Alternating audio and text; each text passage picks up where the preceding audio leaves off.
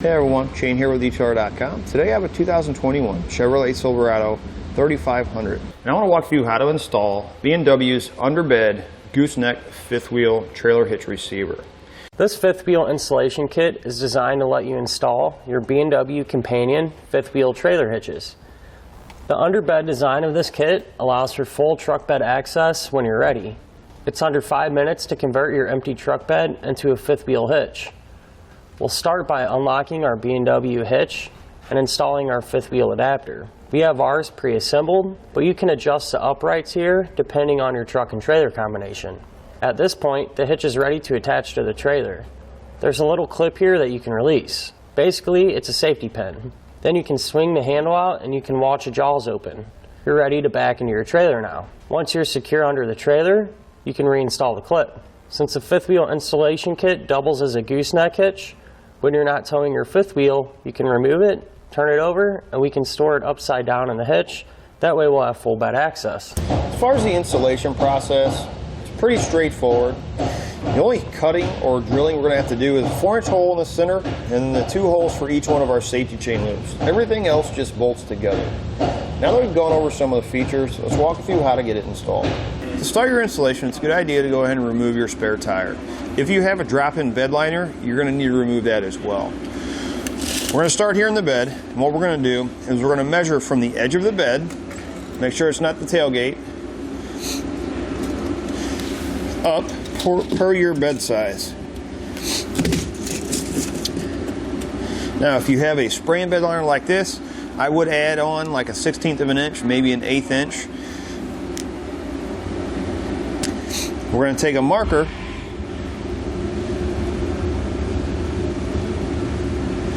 and we're going to put a dot right on the center rib.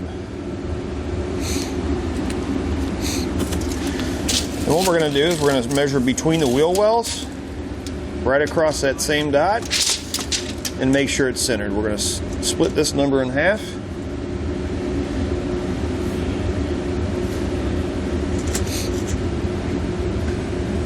Next we're going to take a 4-inch bit, hole saw bit, with a drill bit. We're going to make sure there's nothing underneath that's going to get in the way. I'm going to use the drill bit, drill a pilot hole first, and then I'll show you what we'll do after that.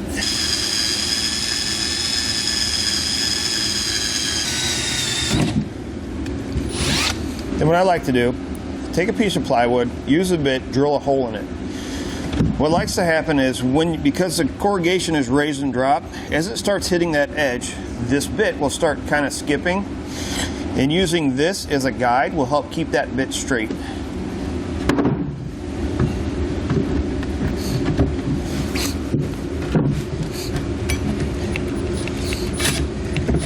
We can step on the board, and what I like to do is take the back of my leg right here, whether you're left-handed or right-handed, put it up against the drill like that.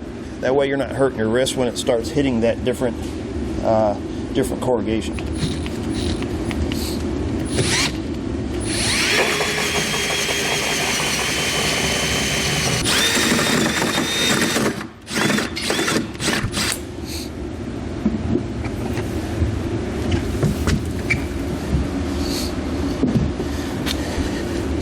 Then what I like to do is take a file and we're going to shave off the edges, or shave them down and get all the burrs off.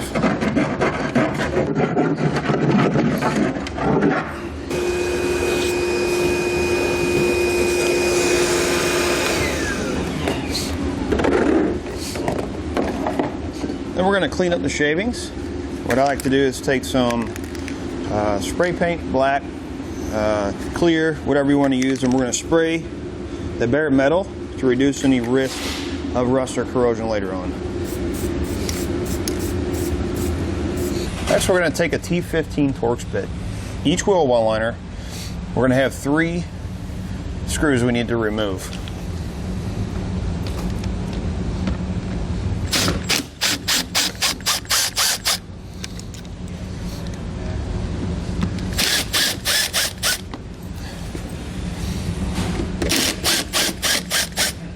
So on the top of each frame rail, there's going to be 2 weld nuts. You're going to have 2 here on the back side. On the front of the hat channel, we're going to have 2. We got some snow there, we'll have to remove it, but There's 2 more up there. What we're going to do, even though this is a new vehicle, that's open to the elements. So we're going to take some spray lubricant and we're going to spray it into each one of the holes.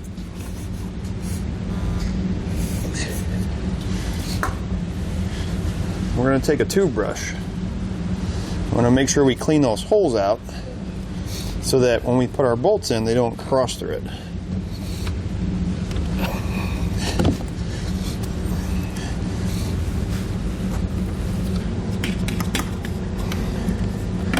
We're going to have 4 holes on our driver's side, 4 holes on our passenger side that need to be cleaned out. Now it's up to you if you want to remove the spare tire heat shield. I'm going to remove it because it makes it a lot easier when we're working in here. It's really easy to do. 2 bolts, 1/2 inch socket. We're going to have 1 bolt here and then 1 here.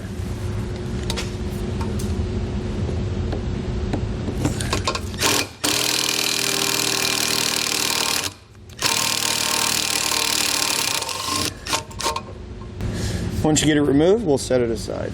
Next, we need to remove this heat shield. This one will not be reinstalled. 1/2 inch socket, I'm going to use a short one. We're going to have a bolt right up here on top. We're going to have 1 on the frame rail behind the hat channel, 1 on the frame rail in front of the hat channel, and then 1 on the same cross member here, but the front one.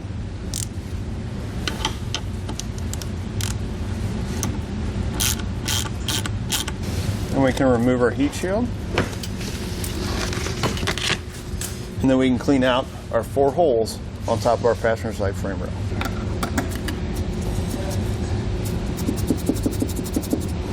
We're going to take a cross member. On the inside there's going to be a weld seam. We're going to take this bracket and we're going to center that weld seam right in the middle of it. Now what we're doing is we're doing the driver's side bracket. We're going to take our bolt. These are going to be the 4.5 inch long bolts. We're going to line it up with the holes in the cross member.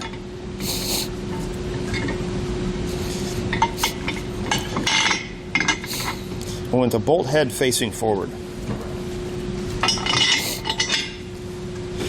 Take a flange nut, put it on each bolt. We're going to take our cross member, we're going to flip it over like this, and then we're going to tighten it down. We want to make sure that this bracket is flat against our cross member. We'll use a 15/16 socket and wrench to tighten that down.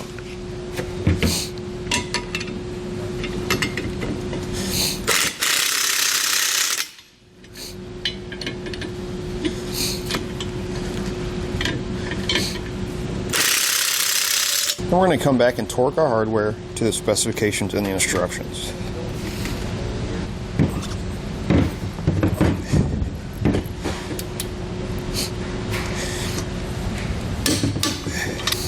We're going to get our forward cross member in place. It's going to go in front of the hat channel. We're going to slide it over top of our fuel tank.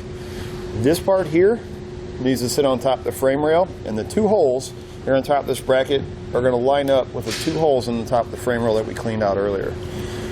Go ahead and get this one slid into place.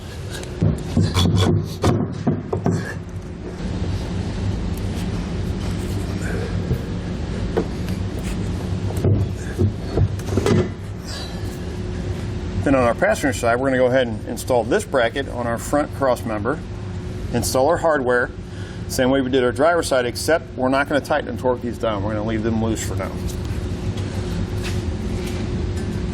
You're going to make sure you're watching out for any wiring or anything like that. You don't want to pinch anything.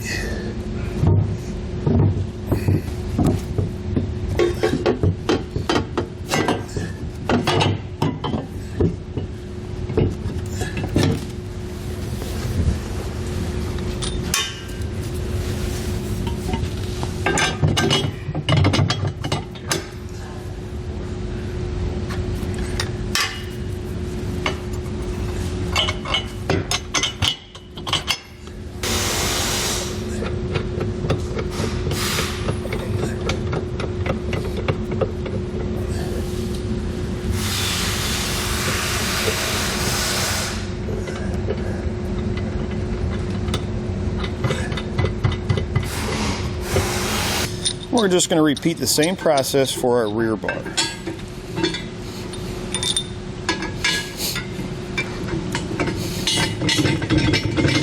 Once we get our rear cross member in place, we're going to slide it back. We're going to take it forward and we're going to push it as far forward as we can. This is our center section. Our hat channel for our bed is going to fit in here. If you have a long bed truck, this is going to be the front hat channel, this is going to be the back. We want to make sure that our our pin handle is always on the driver's side. For a short bed truck, we're actually going to be installing it this way. It's where this is the front of the truck, this is the back of the truck. So we can pull our pin out, we'll switch it around to the other side. Again, so it's on the driver's side. And then we'll install the hardware that comes with it. A couple of bolts and then a couple of flange nuts for the bottom.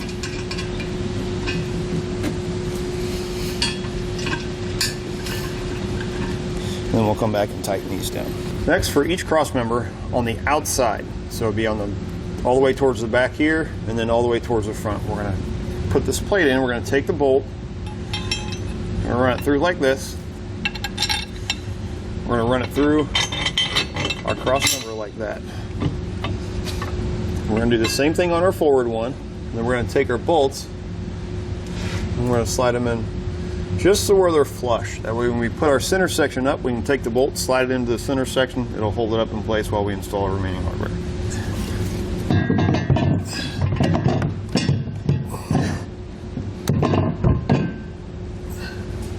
Get our center section in there.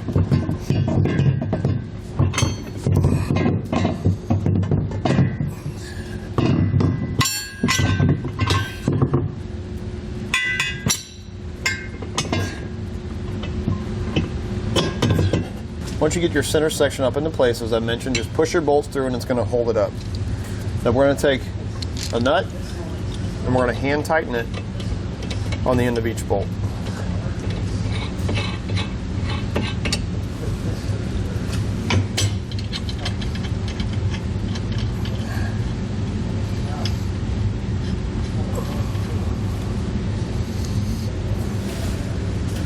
For these, because we don't have a whole lot of room there, what we're going to have to do, then we're going to slide the nut like that, push the bolt out just a little, and then as we thread it on, we can push the bolt in place. Take the shorter bolts, we're going to come to our frame rail, we're going to thread them down into the factory weld nuts and the frames that we cleaned out earlier. Now before we tighten or torque any of our hardware underneath the bed, what I like to do is, because most people don't have a hoist, what I like to do is find a couple blocks. If you have a 2x4, you can run it across your bed rails. What we're going to do is we're going to take a strap and make sure your pin's closed. We're going to run our hook on the pin. And the same thing with the other side.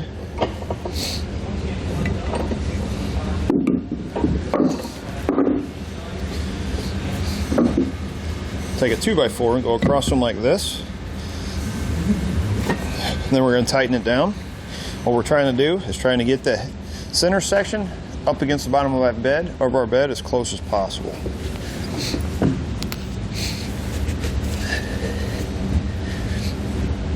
Then we want to make sure that stays tight while we tighten all of our hardware. Next, we're going to tighten all of our hardware. We're going to start with the 4 bolts in our crossmember going into our center section. We're going to start with those. As we tighten those down, we're going to go to the bolts going down through our frame brackets into our frame. And then once we get those tight, we'll come back and we'll tighten the brackets to the cross members that we left loose in the beginning.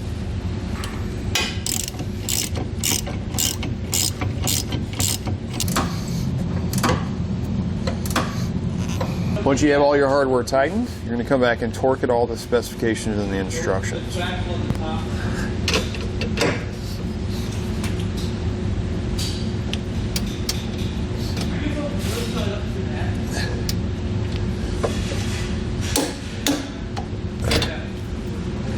Once you have everything torqued down, you can go up and remove your strap that's holding it in place, and then come back down and then run back through and retorque everything again, or check it to make sure everything's torqued.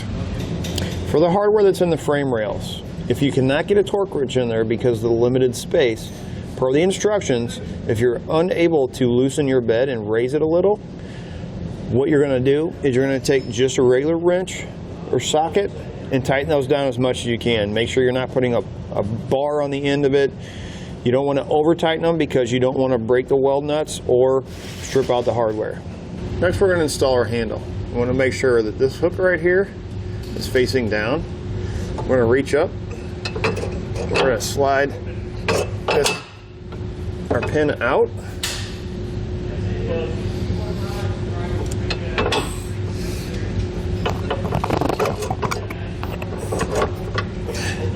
Just like that. And then there's a square plate with a hole in it. We're going to put this on the front side like that. And we have a bolt. We're going to go through like that. Then we're going to have a nut put on the other side. Once you get installed, you can come back and tighten everything up. We'll go ahead and reinstall the hardware for our wheel well liners. So our handle sits about right here. I'm going to make sure that what we cut out, we're cutting it out enough so we can get our hand in there to where it's not uncomfortable. So I'm going to come out like this.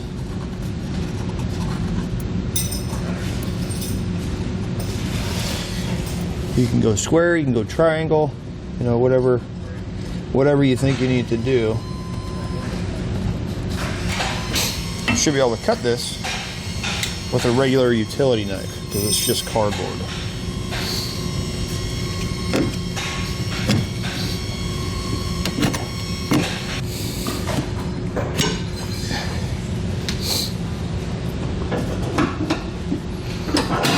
Next, we're going to drill out for our safety chain loops. You're going to have 2 on this side of this intersection and then 2 on this side.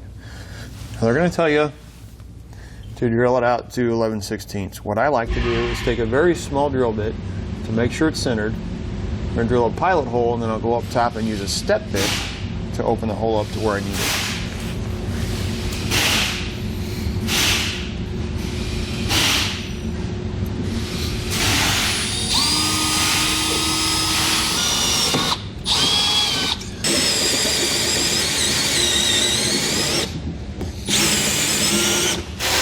So what we want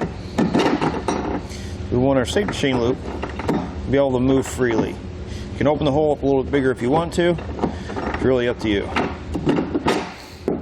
Now we're going to come back and we're going to spray the bare metal with spray paint like we did with our center hole. Let it dry and then install our safety chain loops. Then we're going to have a spring shaped like a Christmas tree. We're going to put the wide side up against the hitch. Put it over top of our safety chain loop, and then we'll put on a nut. We're going to do that with each one.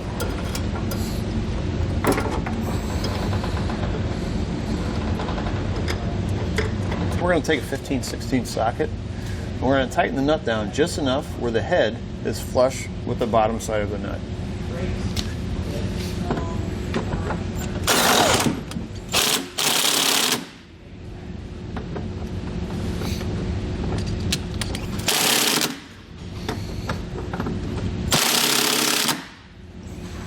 Next, we'll reinstall our spare tire heat shield. Once you get your heat shield put back in place, you can go ahead and reinstall your spare tire and you're ready to go. That's going to do it for a look at and installation on the BMW fifth wheel underbed hitch on a 2021 Chevrolet Silverado 3500.